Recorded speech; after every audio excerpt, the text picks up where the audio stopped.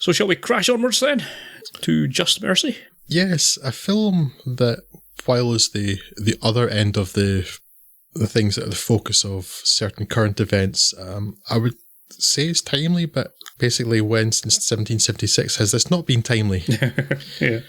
This is based on a true story. It's about a young lawyer called Brian Stevenson, played by Michael B. Jordan, who, having graduated from Harvard, decides to dedicate his life to working with, in particular, death row prisoners in the southern US states, in this case, Georgia, I think, isn't it? No, Alabama, sorry, Alabama. Yeah. Of course it's Alabama. Yes, Alabama. Worst of places. And yeah, he wants to give legal advice to people who never really got adequate representation. This brings him into contact with a number of prisoners on death row, in particular Jamie Foxx's Walter Johnny D. McMillan, a man who had the temerity to have a relationship with a white woman, and then his reward for that was to have a crime of murder pinned upon him, one that he couldn't possibly have done, one which saw a whole house full, well, bus full really, of eyewitnesses say that he didn't do it, couldn't possibly have done it, but no, he's on death row waiting to be executed. It goes much the way you'd expect a film like this to go. It's based on a true story, so for the most part, actually, it goes quite well, which is nice. But it just highlights some of the injustices that people of colour in particular have suffered for many, many years, particularly in the US South, but all over the United States and other countries, of course.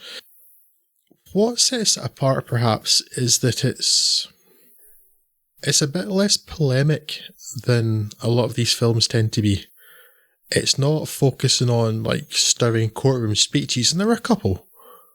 But it's not, there's just a really great, quiet central performance from Michael B. Jordan, just as this idealistic young lawyer, not letting things get him down and immediately responding to every attempt to stop him with just renewed passion and enthusiasm to overcome it. A couple of noteworthy performances in it. Rafe Spall is quite wonderfully despicable as a spineless, sleazy, racist DA. It's really quite remarkable just how hateful he has made his character, even within like the first 30 seconds of seeing him. But the real standout is Jamie Foxx. Has he been better than anything other than Ray? Probably not. Jamie Foxx very often is, well, loud. Yes. In many, many different ways. This is a really sober, quiet performance from Jamie Foxx, in which he's just like quietly seething throughout. That you can see this rage, the injustice bubbling under, but he also seems to have kind of given up to in terms of like ever getting any mercy or anything. And it's just, it's a really powerful performance that honestly I didn't think he was capable of anymore, because while I'm entertained by him in Baby Driver, like that seems more like the kind of role I'm used to him in nowadays. Of like, look at me, I'm Jamie Foxx. Look at me, being Jamie Foxx. While I am Jamie Foxx, look at me, I am Jamie Foxx. You know, it does feel for a while like his volume dial's been broken. It's been left at all the Jamie Foxx. This was definitely a bit of a change of pace compared to his recent stuff. Yeah, so and just seeing like young Brian just meeting the families and like getting to know them, and just like his level of calm assurance, and then with the counterpoint of this, he's kind of resigned in that, not that he like is accepting of his fate, but he's resigned like this is the way it is. Like, you better be bloody special to be able to change this. Yeah, I mean, I think the whole thing really hinges on those two central performances, though, and they're great.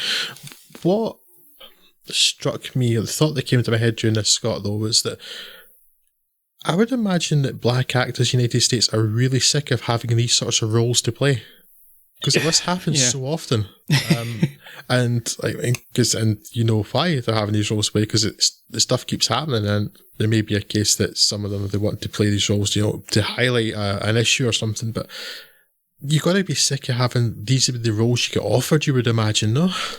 Yes, you would think so, but I suppose until it stops being an issue, which sadly does not appear to be happening anytime soon, even regardless of what's going on at the minute. The whole Black Lives Matter thing is obviously very deeply intertwined with this.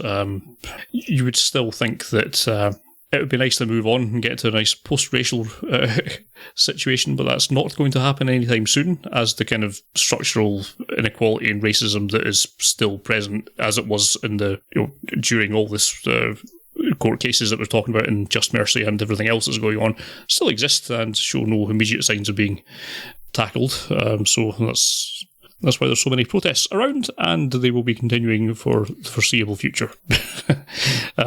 That is sadly just the way of the world. But yeah, hell of a good film. I suppose I believe this should still be available free on pretty much everything that was kind of made available freely, I believe, as part of the whole kind of response to the Black Lives Matter movement. So there's not too much point in reviewing it much further than to say that yes, it's well worth looking at and you should do that.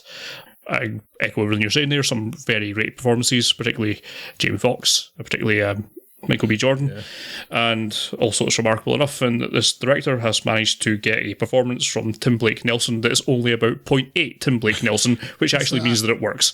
Yeah, I rather like Tim Blake Nelson. It's just like, this No Brother Where Art Thou? Yeah, that's it. That's about it, I think. Yes. Maybe Ballad of Buster Scruggs, because that's a kind of a very specific role, but yes, it's a toned down Tim Blake Nelson. Yeah. So this is an immaculately made film. If you are going to bust out the critical end, like in terms of its central story, this is nothing you've not seen before, but that's the point.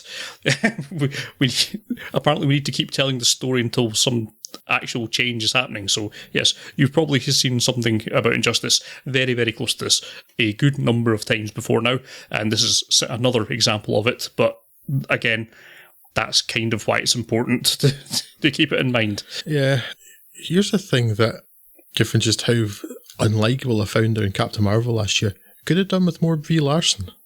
She kind of fades into the background in this film, because I feel that her role needed more.